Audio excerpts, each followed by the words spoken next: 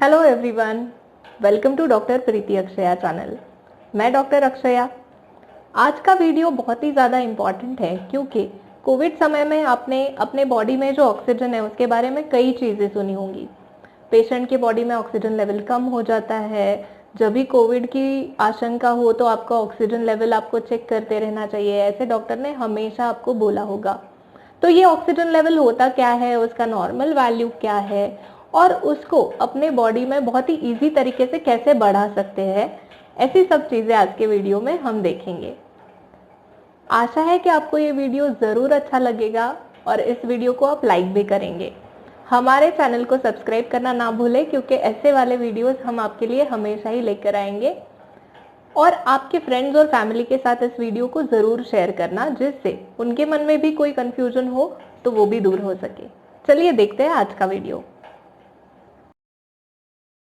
आज हम ऐसे 3 एक्सरसाइजेस देखेंगे जो ब्रीदिंग एक्सरसाइजेस हैं और हमारे शरीर में ऑक्सीजन लेवल बढ़ाने में काम आएंगे। ये सब आप ज़रूर शेयर करेंगे और हमारे चैनल को सब्सक्राइब करेंगे, यही मुझे आशा है।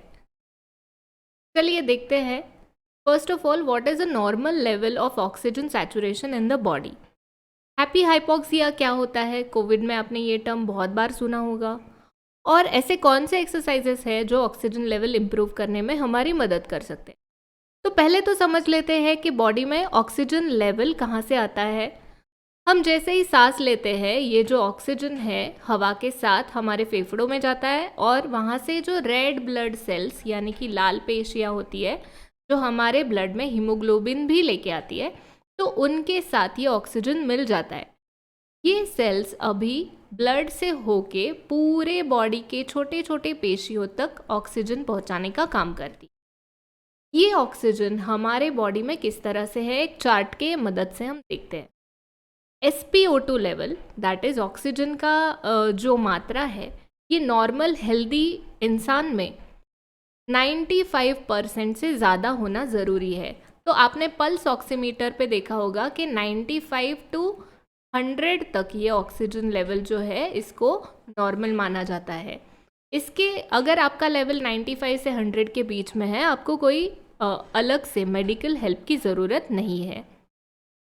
ये नॉर्मल किस में माना जाता है? अगर कम भी हो, अगर 88 टू 92 हो और ऐसे इंसान हैं जिनको COPD नाम की बीमारी है, ये क्रॉनिक पल्मोनरी डिसऑर्डर है जिसमें अपने फेफड़ों में कोई ऑब्स्ट्रक्शन होता है, जैसे किसी को स्मोकिंग की आदत है बहुत सारे सालों से, या फिर उनको कोई बीमारी इस तरह से हुई थी और फेफड़ों की ताकत कम हो गई है, तो उनके इसमें अगर ऑक्सीजन लेवल कम भी हो तो वो भी नॉर्मल माना जाता है और उनको हमेशा चेक करते रहना चाहिए, उनको डॉक्टरी सलाह हमेशा लेती रहनी चाहिए।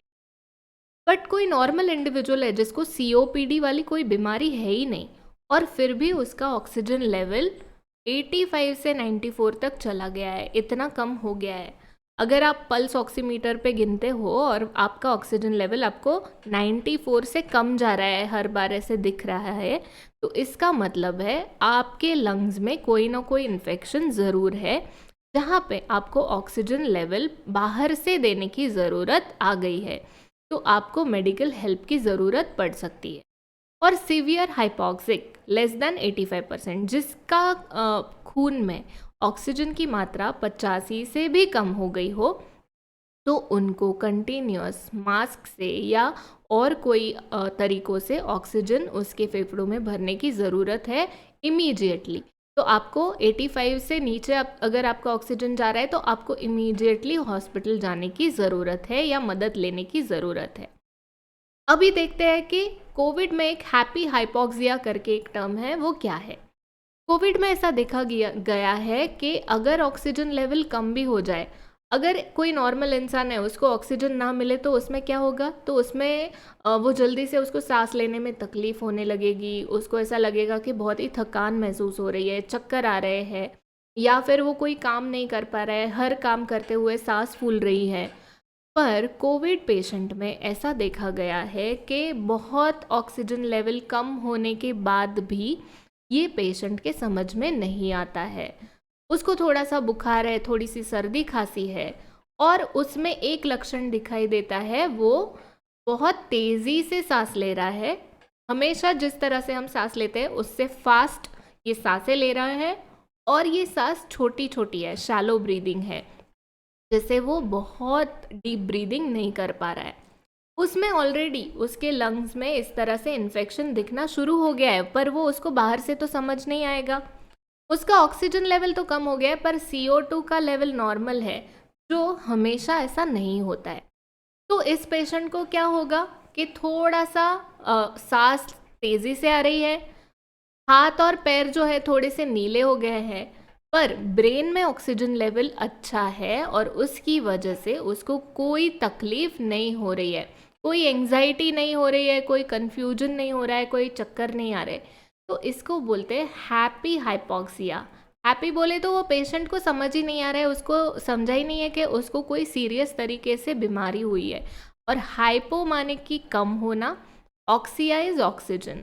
हाइपोऑक्सिया बोले तो ऑक्सीजन उसका कम हो गया है फेफड़ों में और पूरे पूरे शरीर में। तो बहुत सारे पेशेंट में ऐसा देखा गया है कि ऐसा ऑक्सीजन कम होने के बाद भी उनको समझ नहीं आता और अचानक से कंडीशन बहुत सीरियस हो जाती है। जब डॉक्टर्स आपकी कोई मदद नहीं कर सकते तब तक आप हॉस्पिटल में जाते ही। तो ऐसी चीज़ें ना हो और अपना ऑक्सीजन लेवल ठीक है कि नहीं ये चेक करने के लिए जो नॉर्मल पेशेंट्स हैं उनमें भी, जिनको कोविड हुआ है उनमें भी, या ऐसे भी पेशेंट हो जिनको कोई अभी तक बीमारी है नहीं, उनको भी ये एक्सरसाइज टेक्निक ज़रूर करनी चाहिए। चलिए देखते हैं ये एक्सरसाइज टेक्निक्स है क्या।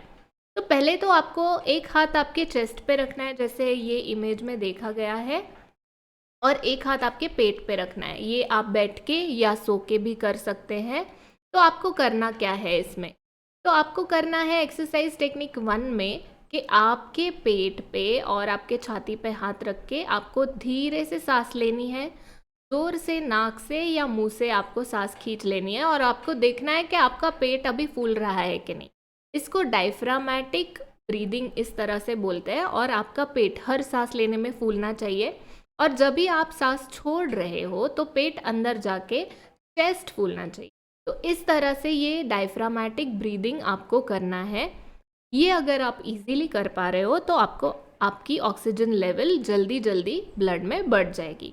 तो इस टेक्निक को 15 से 20 मिनट तक एक जगह पे बैठ के आपको करना है। जब आपको लग रहा हो कि शायद आपका ऑक्सीजन लेवल कम हो रहा है, या शायद आपको थोड़े चक्कर आ रहे हैं, या इस तरह से कोई भी आपको आशंका हो, तो इस तरह से ब्रीदिंग करके देखना है। सेकेंड टेक्निक जो है आपके यहाँ पे, which is called the 4-7-8 breathing technique. ये योगा का टेक्निक है जिसमें पूरक, कुंभक और रेचक, ये 3 चीज़ें होती है। पूरक यानी कि इनहेलेशन, सांस अंदर लेना। यहाँ पे लंग्स पूरी तरह से एम्प्टी है। आपको 4 आंकड़े गिनते हुए 1 2 3 4 करके आपको सांस अंदर लेनी है, जिसमें आप पूरे लंग्स को भरने की कोशिश करोगे। तो ये आप मेरे साथ करके भी देख सकते हैं, मैं आपको गिनती देती हूँ। चलिए सांस लेते हैं, 1 2 3 4। अब 7 आंकड़ों तक हमें ये सांस को अंदर रखना है। 3 4 5 6 7। 7 आंकड़ों तक आपने सांस को अंदर रखा। फिर उसके बाद आपको रेचक करना है, यानी कि सांस बाहर छोड़नी है। कितना? 8 आंकड़े गिनते हुए आपको इसको बाहर छोड़ना है। इसको बोलते हैं रेचक। जैसे 1 2 3 4 5 6 7 और 8। इस तरह से आपको कम से कम 15 से 20 बार सांस लेके देखना है। अगर सांस लेते हुए आप 4 आंकड़ों में नहीं ले सकते, या फिर आप उसको 7 आंकड़ों तक अंदर में नहीं रख सकते, या 8 आंकड़ों तक उसको बाहर छोड़ने के लिए आपको तकलीफ हो रही है, इसका मतलब है आपको सांस लेने में कुछ ना कुछ तो तकलीफ है ज़रूर। तो इसको आपको मेडिकल सुपरविजन में जाना ज़रूरी है।